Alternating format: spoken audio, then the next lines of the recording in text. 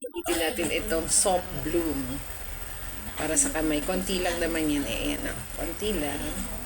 Pahid natin sa pala at sa ating mga kamay. Hand therapy daw. Hindi naman siya ganun kabango. Tama lang. Yan. Konti lang. Ilagay natin sa ating mga kamay para hindi amoy ulam. Lagay pa natin konti. Yan. Parang lotion pala sa kamay ko. Konti lang.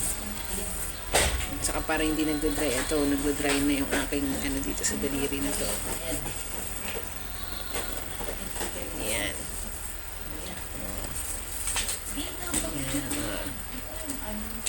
May paso pala ako. Ayan. May paso ko, ma. May paso ko.